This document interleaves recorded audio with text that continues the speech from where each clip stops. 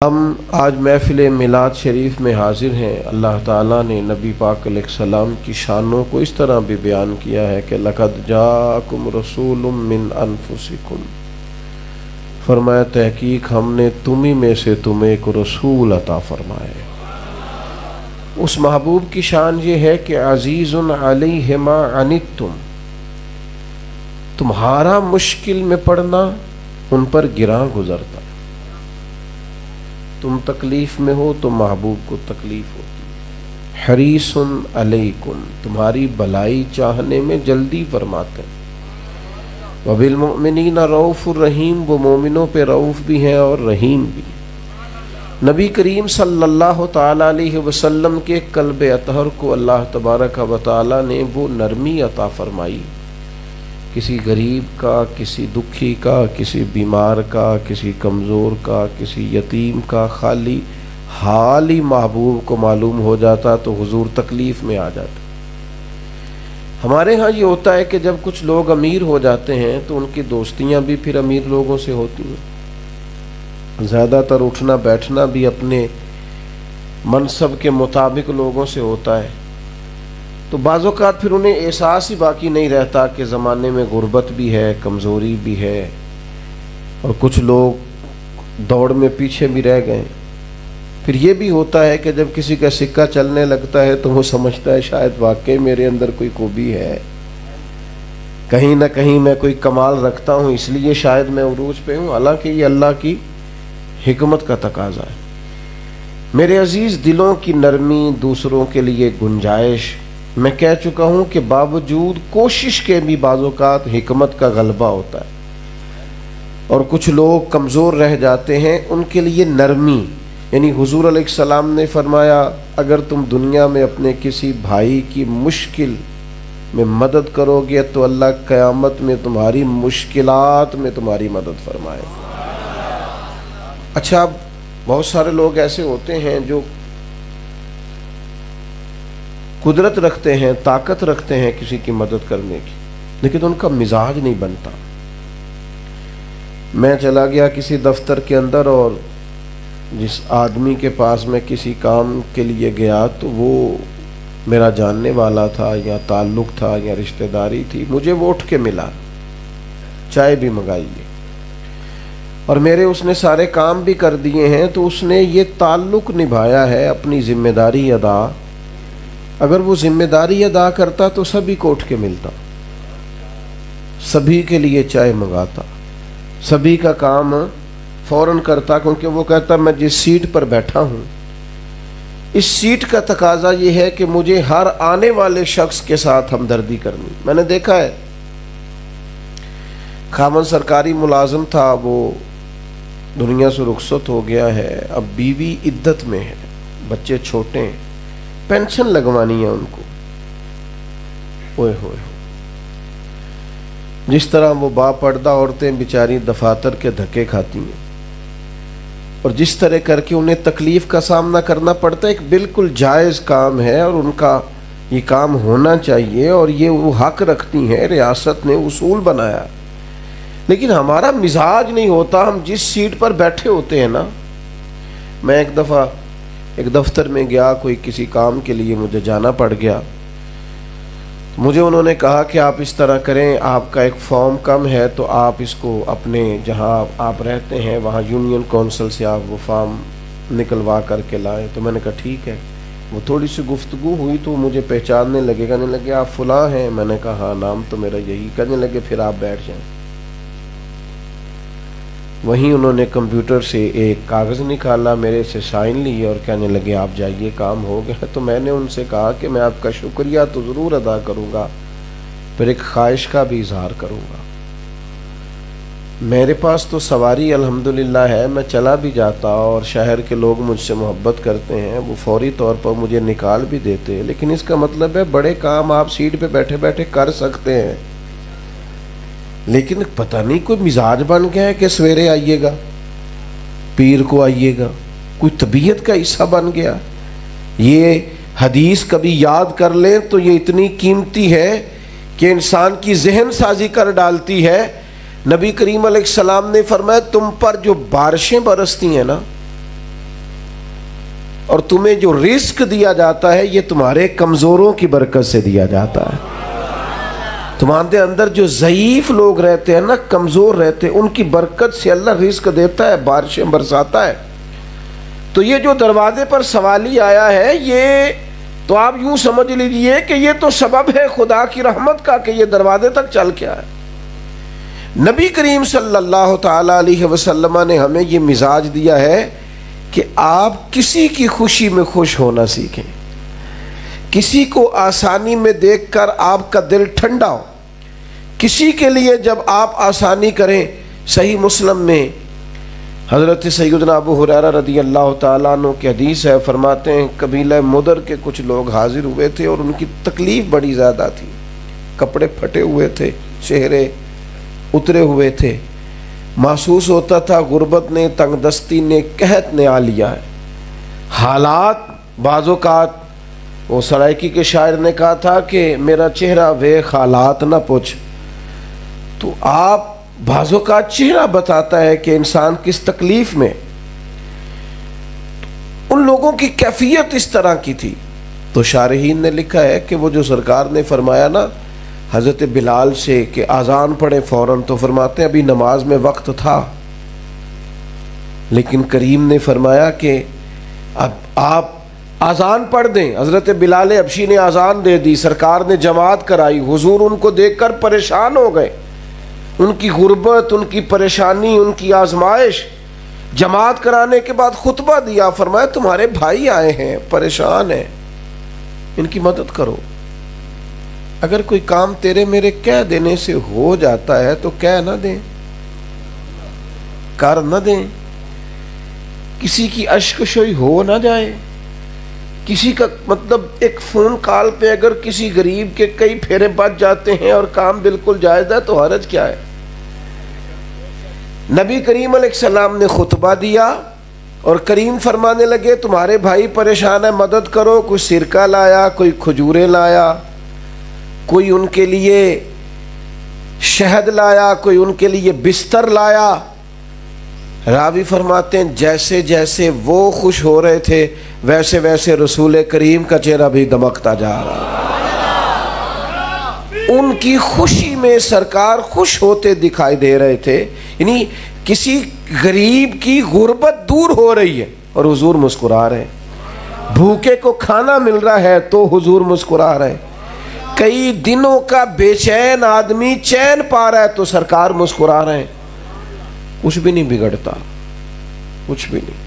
हम अपने ज़ाती काम के लिए बड़े तरीके जानते हैं, तो चलो जो नहीं भी हमारा वाकिफ़, जिससे नहीं भी हमारा ताल्लुक़, जिसके वोट थोड़े हैं, बरादरी ज़्यादा नहीं, जो नहीं बहुत सारी जगहों पे हमारे काम आ सकता, उसके लिए भी थोड़ी गुंजाइश पैदा कर लें, सीना कुशादा कर लें।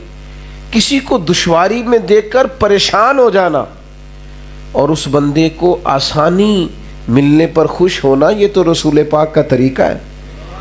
मैं देखता हूँ कि माहौल के अंदर बहुत सारे लोग हैं जो अपने छोटे छोटे मसाइल के लिए परेशान हैं, दफातर के चक्कर काटते हैं, लोगों से मशवरा करते हैं, सुबह फाइलें अपनी बगल में दबा के सारा दिन घूमते हैं, रात को थक कर लौटते हैं और सुबह एक नई उम्मीद के साथ उठते हैं कि अब के मेरा काम होगा कि होगा।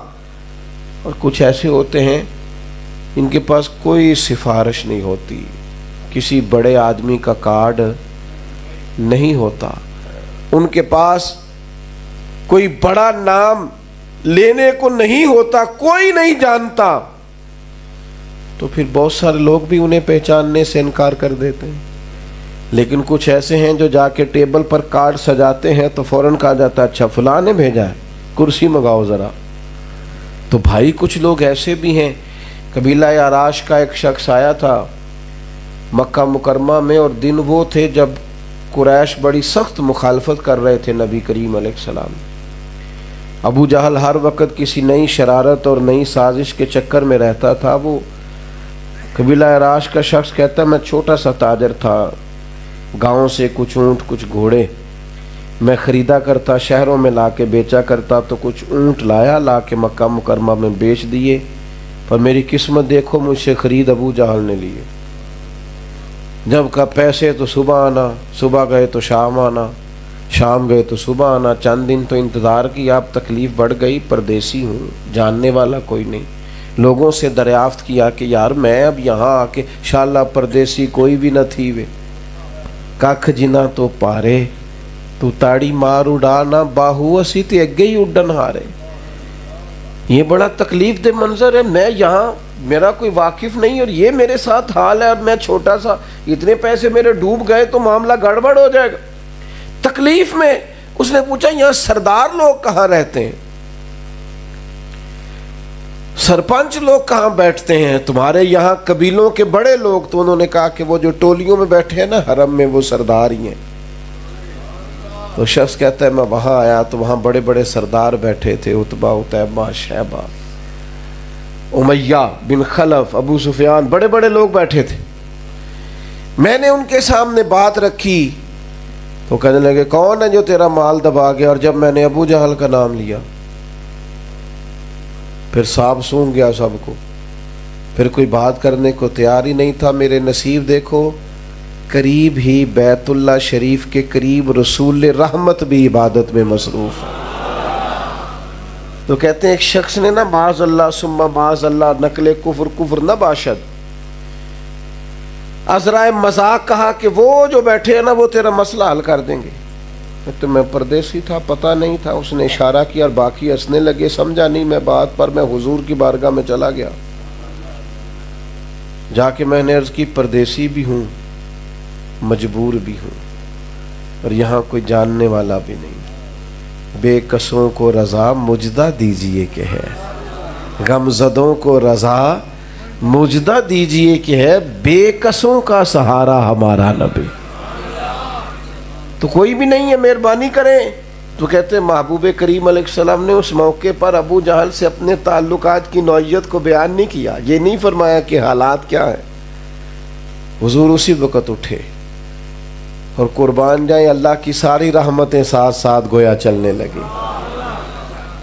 उधर से उन कुफार ने भी एक शख्स भेजा कि यार वो तो जा रहे हैं, पता तो करो माजरा क्या होता है। कहते हैं अबू जहल के घर गए, दरवाजे पे दस्तक दी, महबूब को सारे रास्ते में देखता गया कि नज़रें झुकी हुई हैं, चलने का अंदाज बड़ा धीमा है, मैं कई बातें करता हूँ वो एक जवाब देते हैं।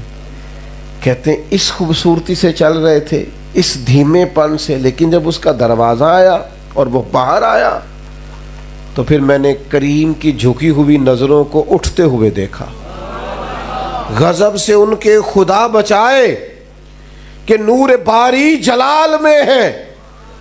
फरमाते वो दबदबा, वो तनतना, वो वजाहत, हुजूर फरमाते अल्लाह ने रोब के जरिए मेरी मदद फरमाई है। अभी तो मैं महीना दूर होता हूं तो मेरा दुश्मन कांप रहा होता है। करीम फरमाने लगे इस गरीब के पैसे दबा गया है, ला पैसे। दौड़ा गया, कहने लगा जी अभी लेके आया, भागा गया। कोई नहीं, ये हमने जालिमों को मजबूत कर दिया है, अंदर से कुंडियां लगा लगा के ये हमने डर डर के जालिम मजबूत कर दिए हैं, वरना झूठ के पैर, जुल्म के पैर, जबर की उम्र लंबी। ये तो बेचारे घोंसले से ज्यादा जल्दी टूटने वाले लोग होते हैं। मेरे करीम ने यही सबक दिया है हमें। नबी करीम ने फरमाया इसके पैसे दबा गए, उसी वक़्त पैसे लेके आया। और जब वो पैसे उस शख्स की तरफ बढ़ रहे थे, पैसे उसे मिल रहे थे, पर वो मुड़ मुड़ के मेरे करीम के जलवे देख रहा था, हुजूर के जलवों में खोया हुआ था। ऐसा कोई महबूब कहीं होगा न कहीं है। देखो बैठा है चटाई पे मगर अर्श नशी है, और मिलता नहीं कौनैन को क्या क्या तेरे दर से एक लफ्ज नहीं है, एक लफ्ज नहीं है जो तेरे लब पे नहीं है। फाजिल बरेलवी कहते हैं वाह क्या जूदो करम है, शाह बतहा तेरा और नहीं यानी एक लफ्ज ऐसा है जो कोई सुन ही नहीं सकता, नहीं सुनता ही नहीं। कौन? मांगने वाला तेरा, तुझसे मांगने वाला नहीं सुनता ही नहीं मांगने वाह क्यों? क्योंकि मैं तो मालिक ही कहूँगा कि हो मालिक के हबीब, यानी महबूब मुहिब में नहीं मेरा तेरा। तो वो बंदा भी वापस गया और ये जो जासूस भेजा था वह भी वापस गया। तो वो तो सारे इंतज़ार में थे वहाँ क्या बनेगा। तो पूछा क्या बना? का बनना क्या था? वो तुम्हारा सरदार तो कांप रहा था वहाँ, वो जो जहाँ बड़ी डींगे मारता है उसका तो हाल ही बुरा था, पसीने से शराबूर था। अबू जाल से पूछा हुआ क्या? कहने लगा समझ कोई नहीं आई, पता नहीं करीम के साथ कौन सी ताकतें थी, पता नहीं क्या अल्लाह तबारक व तआला ने उन्हें रोब दिया है। ओ भाई, हमें हमारे करीम ने सबक ये दिया है कि खड़े तो होना सीखो किसी मजलूम के साथ। तुम तैयारी तो करो किसी जालिम के मुकाबले में खड़े होने। जब मिजाज नहीं बनता, तबीयत नहीं बनती, वो हमारी लड़ाई नहीं है। मेरे अब्बा जी कहा करते थे पड़ोसियों की आग इसलिए भी बुझा देनी चाहिए कि उनकी ना बुझाई तो हमारे घर आ जाएगी, इसलिए भी कभी कभी बुझा देनी चाहिए कि अगर वो जलती रही तो इधर भी, तो कभी इसलिए भी जालिम का हाथ पकड़ लेना चाहिए कि ये ज़्यादा मजबूत हो गया तो किसी और को भी नहीं छोड़ेगा। तो भाई थोड़ा सा मिजाज में वुस्सत पैदा। और फिर एक और बात भी अर्ज करूं, दीन सिर्फ नमाज, रोजे, हज, ज़कात और हर साल की उम्रे का नाम तो नहीं ना। नाराज हो गए आप लोग? माशाल्लाह जी, मुझे फिर बुलावा आया है, बड़ी अच्छी बात है, अल्लाह करे आपको रोज़ बुलावा आए। पर इमाम गज़ाली तो कहते हैं कि हज़रत हारिस मुहासबी रहमतुल्लाह अलैह के पास उनका एक इरादतमंद आया था, हुजूर फिर उम्रे पे जा रहा हूँ। तो आप फरमाने फिर नफली हज पे जा रहा हूँ, हज लिखा है इमाम गज़ाली ने। तो आपने पूछा कि मियाँ तुम तो पहले भी कई हज कर चुके? हुजूर कर चुका हूँ, फिर बुलावा आया। फरमाया दोबारा जा रहे हो तो कोई नीयत तो होगी। हुजूर रब को राज़ी करने नीयत है। तो फरमाया अगर वो घर बैठे बैठे हो जाए तो। ये इमाम गज़ाली ने लिखा है इह्या उल-उलूम में। हज़रत हारिस मुहासबी फरमाने लगे वो घर बैठे बैठे, यानी बुल्ले शाह आसमानी उड़दियां फड़ना है, जेड़ा घर बैठा उन्होंने फड़िया ही नहीं। अगर घर बैठे बैठे अल्लाह राजी हो जाए तो हुजूर वो कैसे? फरमाया मैं बताता हूँ तेरे मोहल्ले में यतीम कौन कौन है, तू तो वहां रहता है ना, मैं यहाँ बैठ के लिस्ट देता हूँ मिस्कीन कौन कौन है। कौन है जिसके घर में चिराग नहीं जलता और उसके बच्चे अंधेरे में सोते हैं? मैं तुझे बताता हूँ। फरमाया जाके उनकी खिदमत कर, मेरा रब घर बैठे बैठे तुझसे राजी हो जाएगा। तू तो वहां रहता है ना, मैं दूर रहता हूं, पर मैं लिस्ट देता हूं। हजरत हारिस मुहासबी फरमाने में कुछ मिजाज समझे ना दीन का। यही है ज़ौक़ इबादत की इंतहा सागर, गमे हयात के मारों का एहतराम करो। ओ खुदा के बंदो, आंसू पूछना, किसी की मदद करना। मैं आपकी खिदमत में अर्ज करूं, मेरी कौम को सबसे ज़्यादा ज़रूरत मेरी कौम को सख्त मेहनत और तालीम की है। मैं बड़ा खुश हूँ, आप बहुत लंगर खिलाएं, लोगों को खिदमत करें, बड़ी अच्छी बात है। लेकिन सबसे बेहतर ये है कि वो जिसको आप राशन दे रहे हैं ना, उससे कहे राशन भी ले पर अपना बच्चा दे, उसका खर्च उठाओ, उसे तालीम दिलवा। ये जो हमारे मदारस दीनिया है ना, इसलिए नहीं कि हम मदरसों के लोग हैं इसलिए तारीफ़ कर रहे हैं। वैसे बच्चा किसी खैराती इदारे में पढ़ता हो ना, यतीम खाने में, तो उसका ज़हन होता है कि मैं यहाँ यतीम खाने में पढ़ रहा हूँ। मदरसे में जितने मर्जी यतीम आ जाए, वो कभी नहीं कहते हम यतीम खाने में आए हैं और हमें यहाँ किफ़ालत की जा रही है, वो यही कहते हम तालीम हासिल करने आए। ये इतनी बड़ी खिदमत होती है, इतनी बड़ी खिदमत होती है कि ये आने वाला वक्त बताएगा। और अब तो वैसे भी हालात बदल रहे हैं अल्लाह के फजल से। एमफिल में, पीएचडी में और दीगर ज़्यादा शोबाजात में अन करीब आपको ज़्यादा मदारस दीनिया के बच्चे नज़र आएंगे। ये तेज़ी से उधर बढ़ रहे हैं और यही चिराग जलेगा तो रोशनी होगी। तो थोड़ा सा ना कुशादा रोई पैदा करें, इबादत को भी महदूद ना करें कि सिर्फ तस्बीह चलाने से अल्लाह राज़ी होता है। हम सूफिया की जमात है, मैं भी तस्बीहात बताता हूँ, जितनी अल्लाह तौफीक देता है मैं भी पढ़ता हूँ, लेकिन अश्क पूछने से भी अल्लाह राज़ी होता है। गरीब के घर रोटी पहुँचाने से भी अल्लाह राज़ी होता है। कुशादगी पैदा करें।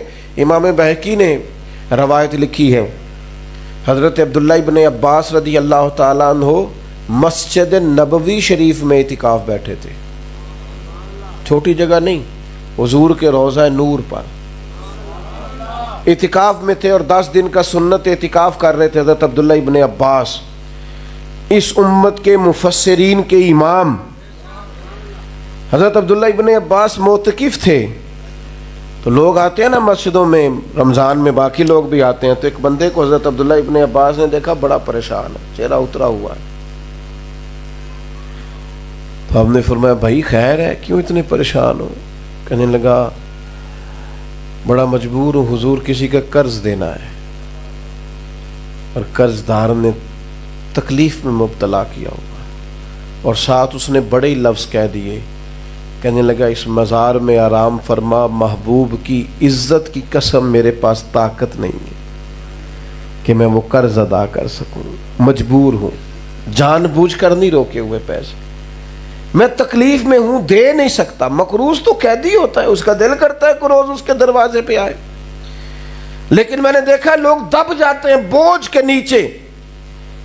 कर्ज देना हो तो खुशियां छिन जाती हैं घर की।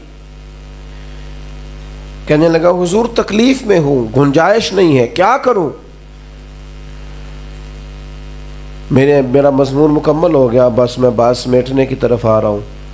हज़रत अब्दुल्ला इब्न अब्बास फरमाने लगे मैं अगर चलूं तो तेरा काम होता है? याद रखना मैंने क्या कहा है, वो इतिकाफ बैठे हुए थे। मैं चलूं तो तेरा काम होता है? उसने कहा हुजूर आप जाएं तो फिर तो नूरुन अला नूर होता है। वो कहते हैं अभी मेरी बात मुकम्मल भी नहीं हुई थी कि हजरत ने जूते पहन लिए, मस्जिद से निकल आए, तो मैंने फटाफट लुकमा दी। मैंने कहा हुजूर रुकिए रुकिए, आप तो एतिकाफ में मस्जिद से निकल रहे हैं। तो कहते हजरत अब्दुल्ला इब्न अब्बास फरमाने लगे मुझे याद है मैं एतिकाफ में हूँ, लेकिन ज़्यादा वक्त नहीं गुजरा, मैंने इसी मज़ार में आराम फरमा महबूब से सुना है जो अपने किसी भाई की एक मुश्किल आसान कर देगा, अल्लाह 10 एतिकाफ का सवाब अता फरमाएगा। तो मुझे 10 गुना मिल रहा है तो वो वाला ना लूँ मैं? 10 गुना मिल रहा है तो फरमाया मैं तेरे साथ चलूँगा। वो अलग पहलू है कि बाद में उन्होंने एतिकाफ को कज़ा किया या उसका क्या रंग कायम हुआ, लेकिन छोड़ के निकले बाहर। यही है ज़ौक़ इबादत की इंतहा सागर। गमे हयात के मारों का एहतराम करो, खुदारा दीन के मिजाज को समझें। उसी घर में उसी गली में 10,000 का फास्ट फूड आ रहा है और उसी गली के अंदर एक शख्स इसलिए परेशान है कि मैं ये नहीं कहता मेरी मदद करे, कोई सिफारिश कर दे, बस मेरे बिल की किस्तें हो जाए, मैं थोड़े थोड़े करके अदा कर दूंगा। इस कदर ज्यादा तफरीक, इस कदर ज्यादा तकलीफ। यहाँ तो हमारे बुजुर्गों ने लिखा है कि पड़ोसी गरीब हो तो तुम्हारे बच्चे फल ज्यादा खाए तो छिलके ना गली में फेंकना।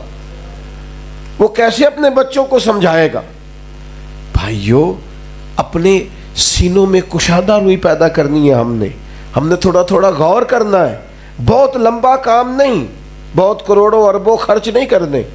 बस हम जहाँ बैठे हैं ना, जो जो हमारा ओहदा है वहाँ बैठ के भला हम किसी की क्या खिदमत कर सकते हैं, वो खिदमत करनी शुरू कर दें। किसी के कितना काम आ सकते हैं वो आना शुरू कर दें। यही रसूल रहमत के मिलाद का पैगाम है, यही सीरत पाक का अमली पहलू है, यही नबी करीम अलैहिस्सलाम का अपनी उम्मत से बात आसा। फिर वो छोड़ के चले गए अपने गांव में। तो मैं एक दफ़ा मिलने गया, बड़ी पुरानी बात है, उस वक़्त उनके गांव को तांगे चलते थे, 15-18 साल 20 साल, बड़ी दूर गांव था। तो मैं तांगे वाले के साथ तांगे पे बैठा तो उनके गांव की तरफ जा रहा था। तो मैं उन्होंने आख्या किराया किन्ना है? तो कहता जेडे ना मौलवी साहब साढ़े पिंड के उस्ताद ने, असी कारी साहब के परौने तो किराया नहीं लेंदे। और साथ मुझे कहने लगा ये भी बताना वापस कब जाना है आपने। हमारी ख्वाहिश होती है मसलन इतना सा कर लेने से, इतना सा कि आप ये महसूस करें कि यार इस फलां की बच्ची की शादी है और मुझे पता है कि ये कुछ ज़्यादा मालदार आदमी नहीं है और मुझसे फ़लाँ फ़लाँ चीज़ ख़रीदने आया है, तो चलो जब अमीर आएंगे तो मैं उनसे कोई और बात कर लूँगा। लेकिन यहाँ थोड़ी गुंजाइश देने से, यहाँ थोड़ा टाइम ही दे देने से कि यार फिर आ जाएंगे पैसे कार वाली गल है, जब आसानी हो दे देना। थोड़ी थोड़ी अगर हम एक दूसरे के लिए आसानियाँ पैदा करेंगे, रास्ते काफ़ी बन जाएंगे, रास्ते काफ़ी बन जाएंगे और लोगों को ना सांस लेना काफ़ी आसान हो जाएगा। लोग घुटन से निकलते हुए हमें दिखाई देंगे। अल्लाह की बारगाह में दुआ करता हूँ जो कह सका हूँ अल्लाह उसे कबूल फरमाए। बात करते हुए कहीं भूल गया हूँ तो अल्लाह ताला दरगुज़र फरमाए।